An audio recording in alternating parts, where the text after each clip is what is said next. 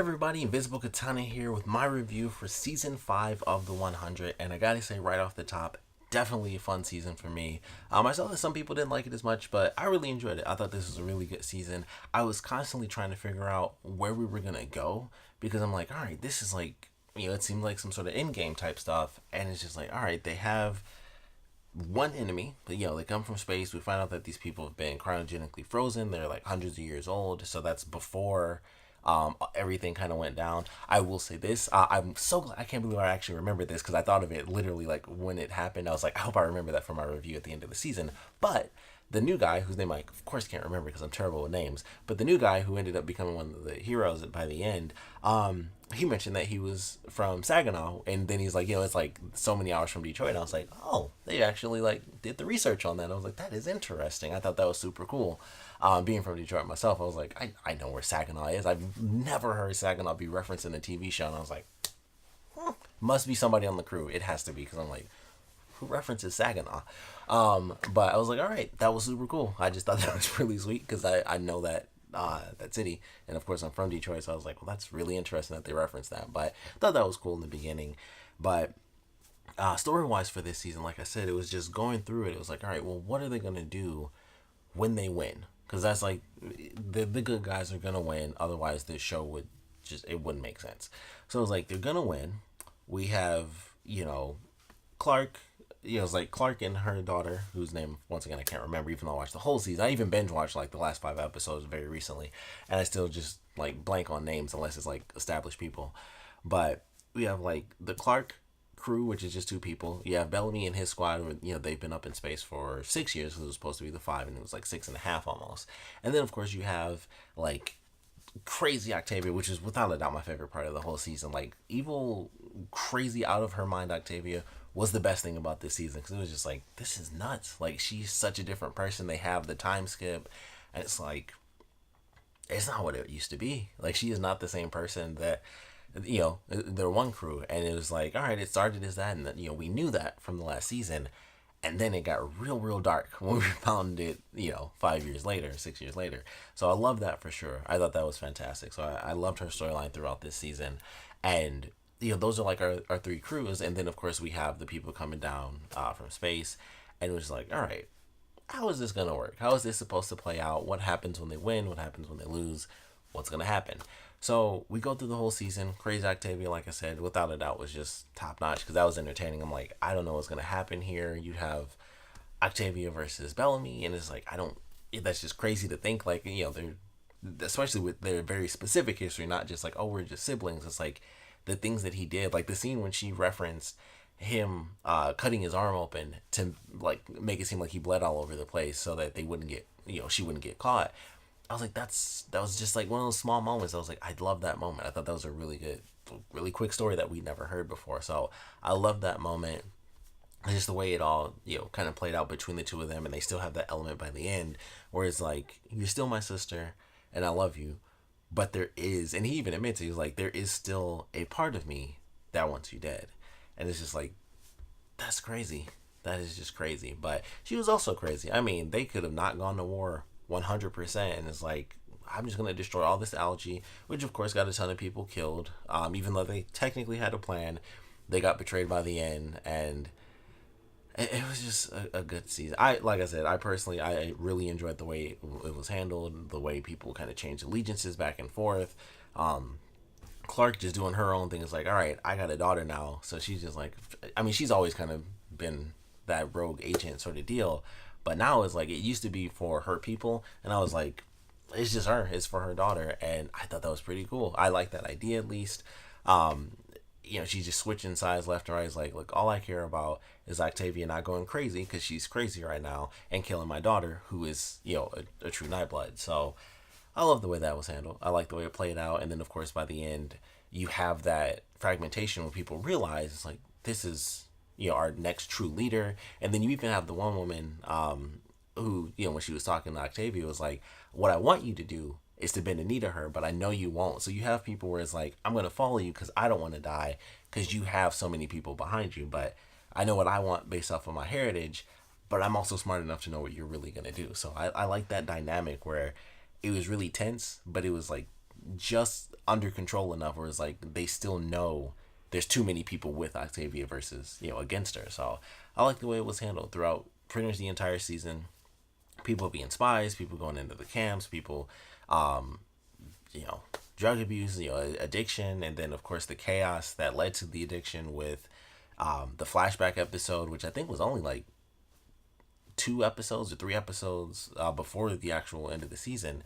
And I love that one where they finally show like that actual split in time where it's like, all right, well, what do we do now that we're running out of food? And it's like, well, we need protein and we need to do the pits. Like that's all we have. And they start eating people. And that was very interesting. And I don't think I actually realized at all that that's what they were doing. I thought they were just killing people and they were getting rid of them. I don't think I actually realized until that episode. And I don't know if that was the point or if I just missed it entirely, but I never realized that they were eating other people until that actual episode. And I was like, oh, I thought they always had like just enough algae. That I thought that was the whole point. Was like they had just enough vegetables and stuff to do rations as long as they kept having people get killed off for committing crimes. And I was like, oh no, they're eating the people that died.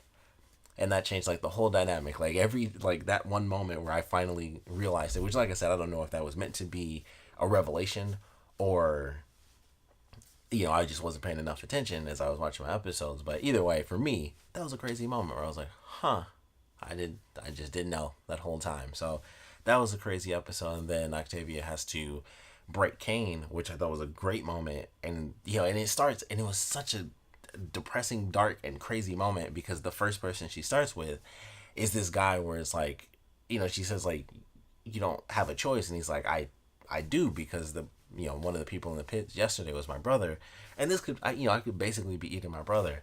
And I was like, that is a tough start. And it was just like, either you do it or you die. And of course he didn't. I think she killed like 2 or 3 people before Kane was like, please stop, like I'll eat the food. And it was just like, wow, that was a dark turn. That was definitely a dark turn. Kane, of course, forgives Abby by the end of the season.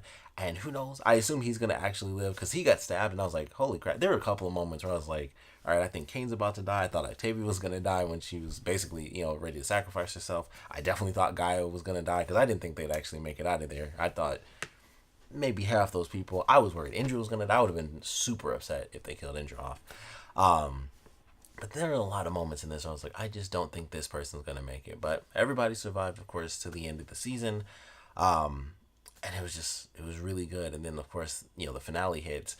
And it's like, all right, well, you eventually get to this point where we realize our main villain now is the insane main villain, where he's like, okay, well, I'm about to lose now, so screw it. And he's going to wipe out the last sustainable part on the entire planet. And it's like, all right, well, where do they go from here? And that was the big thing, because I knew something had to happen. I was like, even if they didn't destroy it, my first thought was, all right, well, if they beat them, who's left? I mean, they go back to having tribes or something like that, but they've been in space. They've seen every part of the planet. Like, we had an entire crew of people, like 5 people were in space for like 6 years.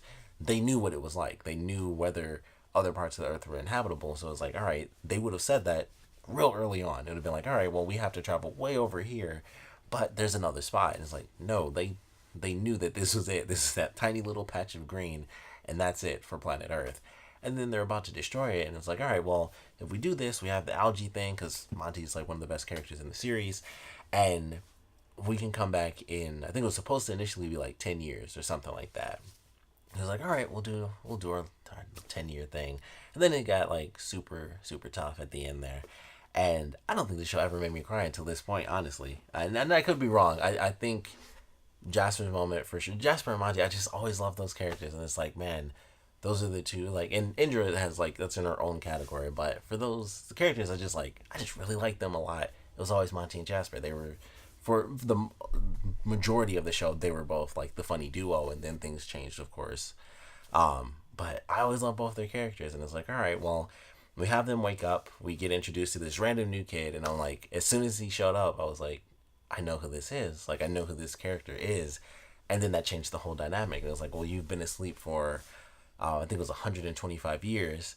and then they play the video, and it was just sad, like just going through the whole thing, and then skipping through time. It was like, yeah, it's been this many years and Earth isn't coming back. I'm doing everything I can, but it's not working. Harper is pregnant, so we're having a kid, and then they go through, it's like, we just had a baby, so this is super awesome. And then they're skipping through time, and it's like, well, we just put our son in stasis. And somebody put this up on Twitter that the kid is 26 years old because they were counting the time on the videos. So their son is 26. But, it's like, all right, we put our son in stasis. We chose this life. He didn't. And then it skips, of course, to the very end where it's just Machi because Harper passed away. And it's like, I figured out what to do because we couldn't save Earth. So I broke through the files. It took 30 years to do it. But I set you guys on a course to this new location. And it was, it's a brand new planet in a totally different solar system. They're somewhere else, and it was just insane. And they've got two sons. I highly doubt this will, this is a super nerd joke, but I highly doubt this will turn out to be like the early version of Tatooine or something with the two sons. But man, it was just a crazy way to end this season, and I loved it. I was like, that is utterly insane. I was not expecting that for the ending. Definitely emotional, of course, but such a good ending. And it's like, all right, well, now they're on planet number 2. This also ended where it said, like, at the very end, it was like the end of book 1. So I thought that was super cool too, and took 5 seasons for us to get the entire first book. But I thought that was great. I was like, the way it ended, I was like, it's a new I mean, obviously, it's the end of book 1, so it makes sense. Like, this is just a change for the show. And it's just like, well, what is going to happen? Are there going to be people there already? Because they do reference the fact that maybe the people made it to the planet, but by the time they tried to radio back, it was apocalypse number 1. So there could be people on the planet because they knew that Earth was destroyed. It's like, well, everybody's gone. Let's just start. So they could already be there, and it's like, they kind of start over for whatever reason they aren't allowed to be there. There could be indigenous creatures. There could even, if they get super crazy, there could technically be indigenous humanoid life forms, or something like that. I don't know how crazy that they would really get with that or anything, but it's been 200 years. It's been 200 years, over 200 years since those people left. Or I think it was, no, it's not Aegis 7, that's a video game thing. Whatever they were, Aegis whatever. Ever since they left, it's been 200 years since then. So first apocalypse took 100 years, just about, it was like 97. So it took about 100 years for Earth to be okay, and they send the 100 down, had our time skip, so it's been over 100 years, and then it took 75 years just to get there. Also the 26 years, because the kid was 26, so it's been quite a long time. It's been over 200 years, and who knows what's happening on that planet. There could be so much that's already been done. So I'm incredibly excited for whatever the heck we're going to be getting for this next season. I think it's during the same sort of time frame, so 2019, sort of the mid season premiere deal. So I can't wait for this next trailer. I just want to know what we should expect, what it's going to look like. Are there already people there? What are they going to do for food? What are the animals going to be? Because I feel like it's going to be a lot of CG stuff, because they're going to, especially going with new planet, it's not going to look the same. So a lot of questions, ton of questions. So I'm very excited to see where we're headed for the next season. But love this one. Can't wait to see. This is almost like a new series at this point. We've had 5 seasons, and they're not even on Earth anymore. So it's just like that. It's like a whole new series again. So I'm looking forward to that next year. But of course, would love to know what you guys thought about this season. Favorite parts, least favorite parts. So please put your comments down in the comment section below. Obviously, the biggest thing is predictions. New planet, new enemies. There have to be new enemies, otherwise it's just a survival show. We technically still have the criminals from this season, some of which who survived. They might, make some of them turn evil again. I don't know how well that would really play out, because they would just be outnumbered. But who knows? We'll see what ends up happening there. Like I said, definitely want to know your predictions for season 6. What you guys want to see, of course, for season 6. What you guys thought about this season as a whole. Characters that lived, characters that died. Just some of the crazy revelations that we had throughout this season, some of the moments that interactions between characters. So all in all, want to know what you guys thought about this season, and of course what you're thinking for season 6. So please put your comments down in the comment section below, and of course, thanks for watching.